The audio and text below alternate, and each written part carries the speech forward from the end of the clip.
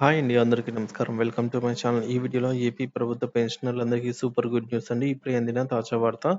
పూర్తి వివరాలు వీడియోలో తెలుసుకుందాం. వీడియోని ఎక్కడికైనా స్కిప్ చేయకుండా ఎండ్ వరకు చూడండి. అప్పుడే ఇన్ఫర్మేషన్ పూర్తిగా అర్థమవుతుంది.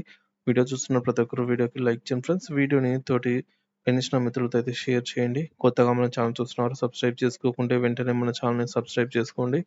దీని ద్వారా నేను చేసే లేటెస్ట్ వీడియోస్ అన్నీ మీ వరకు రీచ్ అవుతాయి. ఇంకా ఆలస్యం చేయకుండా వివరాల్లోకైతే వెళ్ళిపోదాము.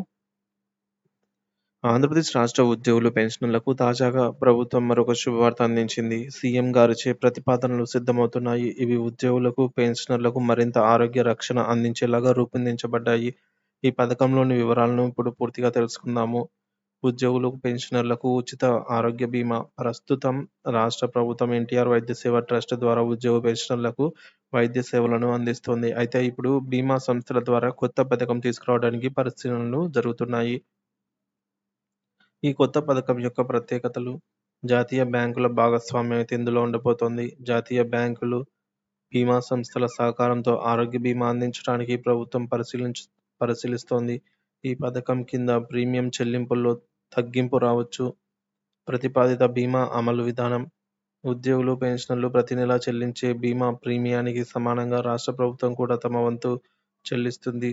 బీమా సౌకర్యం పొందడానికి ఒక ఉద్యోగి లేదా పెన్షనర్ సంవత్సరానికి సుమారుగా 7,000 చెల్లించాల్సి ఉంటుంది. మరి తక్కువ ప్రీమియంతో మెరుగైన సేవలైతే ఉండబోతున్నాయి. కేరళ వంటి రాష్ట్రాలు అమలు చేస్తున్న పద్ధతిని ఆంధ్రప్రదేశ్‌లో కూడా అమలు చేయడానికి చర్యలు తీసుకుంటున్నారు. ఇప్పటికే కొన్ని బ్యాంకులు 2,500 ప్రీమియంతో సేవలందిస్తున్నట్టు ప్రభుత్వం గుర్తించింది. ప్రతిపాదనలపై సమీక్షా సమావేశం. ప్రభుత్వ ప్రధాన కార్యదర్శి నీరబ్ కుమార్ నేతృత్వంలో సచివాలయంలో ఉన్నత స్థాయి సమావేశం జరిగింది. సో, ఈ మేరకు బీమా కవరేజ్ స్థాయి లాంటి అంశాలపైన చర్చ జరిగింది. ప్రస్తుతం ఇతర రాష్ట్రాల్లో అమల్లో ఉన్న విధానాలు తక్కువ ప్రీమియంతో మెరుగైన సేవలను అందించడానికి గల మార్గాలనైతే అన్వేషిస్తూ ఉన్నారు. ఆర్థిక ప్రయోజనాలు దృష్ట్యా చూసుకున్నా కూడా జాతీయ బ్యాంకుల్లో ఉద్యోగుల వేతన ఖాతాలు, పెన్షనర్ల ఖాతాలు నిర్వహించడం వల్ల నగదు లావాదేవీలు పెరుగుతాయి. ప్రభుత్వం పరిశీలిస్తున్నటువంటి మరికొన్ని ప్రయోజనాలు ఏంటంటే ప్రీమియం తగ్గింపండి. జాతీయ బ్యాంకుల ద్వారా తక్కువ ఖర్చుతో మెరుగైన ఆరోగ్య బీమా అందించే అవకాశము. ఉద్యోగుల, పెన్షనర్ల కోసం ప్రత్యేక ప్రయోజనాలు. ప్రస్తుత ట్రస్ట్ ద్వారా కాకుండా నేరుగా బీమా సంస్థల ద్వారా మెరుగైన సేవలు. ట్రస్ట్ ద్వారా మంజూరయ్యే సొమ్మును తగ్గించి బీమా ప్రీమియంపై దృష్టి పెట్టడము. ఇకపోతే వస్తున్నటువంటి ఆరోగ్య రక్షణ ఖర్చు. మనకు ప్రస్తుతం రాష్ట్ర ప్రభుత్వం వైద్య సేవల కోసం ఏటా సుమారు 600 కోట్లు వెచ్చిస్తోంది.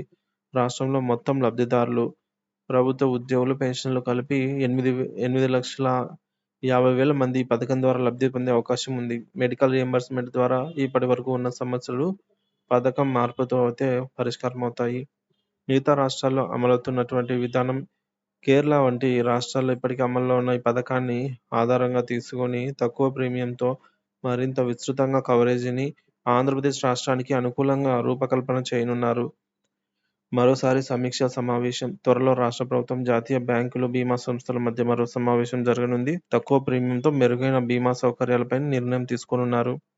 ముఖ్య గమనిక: ఈ ప్రతిపాదన అమలు అవ్వడమే కాకుండా అలాగే కమ్యూనిటీకి ఆరోగ్య రక్షణ గణనీయమైన మార్పులు తీసుకురావడం అనేది ప్రభుత్వ లక్ష్యం. పెన్షనర్లు, ఉద్యోగులు మరింత మెరుగైన వైద్య సేవలను పొందేలాగా చర్యలైతే తీసుకుంటున్నారు. ఈ విధంగా రాష్ట్ర ఉద్యోగులు, పెన్షనర్లకు శుభవార్త అయితే ప్రభుత్వం అందించబోతోంది. ఆరోగ్య బీమా పథకంలో ఈ మేరకు మార్పులనైతే త్వరలో తీసుకురాబోతోందండి.